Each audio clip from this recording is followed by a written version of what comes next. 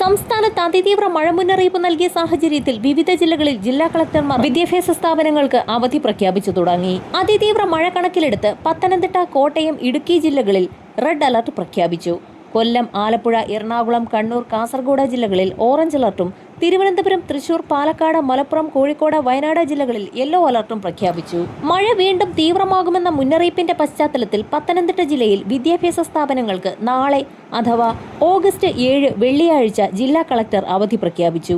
ഇന്ന് റെഡ് അലർട്ടും നാളെ ഓറഞ്ച് അലർട്ടും പ്രഖ്യാപിച്ച സാഹചര്യത്തിൽ ജില്ലയിലെ അംഗനവാടി മുതൽ പ്രൊഫഷണൽ കോളേജ് ഉൾപ്പെടെയുള്ള വിദ്യാഭ്യാസ സ്ഥാപനങ്ങൾക്ക് നാളെ അവധിയായിരിക്കുമെന്ന് ജില്ലാ കളക്ടർ അറിയിച്ചു. ഇപ്പോൾ റെഡ് അലർട്ട് പ്രഖ്യാപിച്ചിട്ടുള്ള പത്തനംതിട്ട, കോട്ടയം, ഇടുക്കി ജില്ലകളിൽ നാളെ ഓറഞ്ച് അലർട്ട് പ്രഖ്യാപിച്ചിട്ടുണ്ട്.